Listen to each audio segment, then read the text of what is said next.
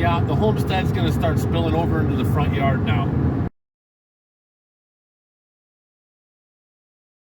Welcome back to Blue Collar Homestead. Today we are going to go and pick up some trees, some fruit trees to plant. And what we've been saying for a while, it looks like it's finally going to happen. We are limited, very limited on space. So yeah, the homestead's going to start spilling over into the front yard now.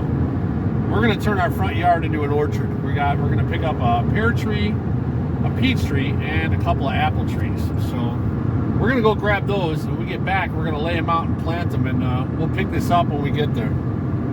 All right, we ended up getting our trees from Lowe's, and Lowe's actually pulled the Tractor Supply on me. This has happened to me multiple times at Tractor Supply. I go in there for chickens, and you know, I go in there for 10 or 15 chickens. I leave with 30 because they throw some kind of a deal at me. Well, it's happened again, but this time it happened at Lowe's. I went in for a couple of fruit trees, and once again, it's late in the season. It's mid-October, and the guy working there says, hey, 50% off all the trees you buy.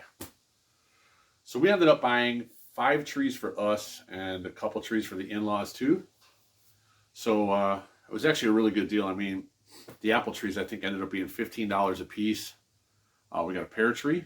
That was $15. The only ones that were a little more expensive were the pear trees. Those were normally $50. We got them for $25, which to me really isn't a bad deal. So I mean, we spent, I don't know, less than $100 on all these trees, which is a really good deal if you ask me. But I started planting them out in the front. I did have to cut down an old cedar tree. Apparently, cedar trees being close to fruit trees is not a good thing.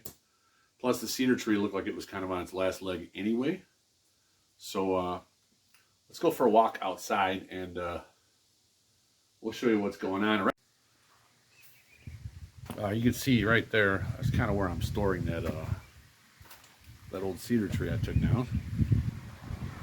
That had to go down. I had nowhere else to put it, and I can't burn it right now, so let's go over this way. You can see this lump right here and that lump right there are 2 trees that the power company cut down because the power lines are there. Those were pretty much right under the power lines. And then you can see the new trees we got here, here, and here. I got two more to plant. They're sitting up there on the porch still. But yesterday was really, really windy.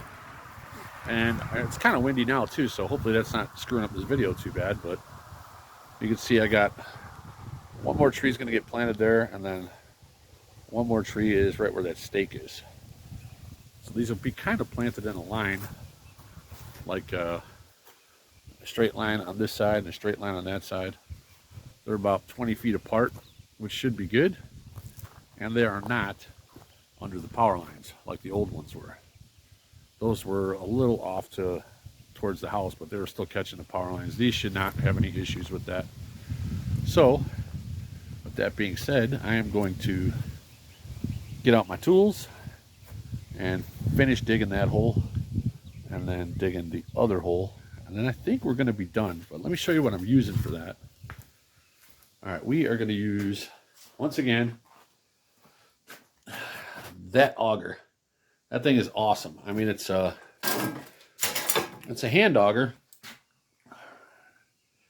and it works really good. It works way better than the standard post hole digger that I'm seeing everybody use. But I'm going to go outside and dig the holes. We'll bring you back when we're done, and I'll explain to you what trees we got and you know, what we're doing.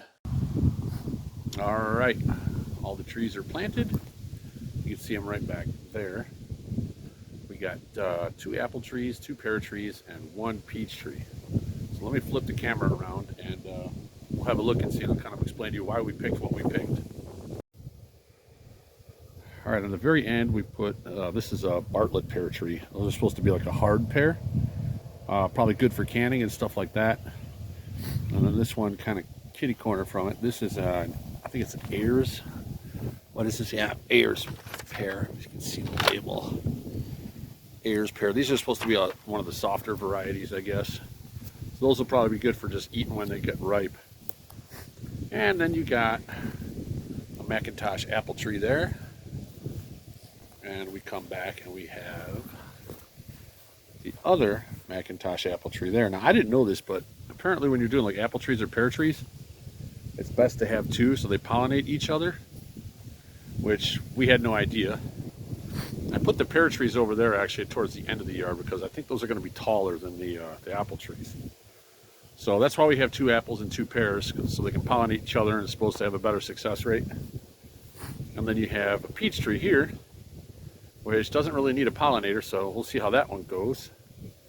And I think that's going to be it for our little orchard here. So that's what's going to happen. Hopefully all these trees take and we don't have any issues.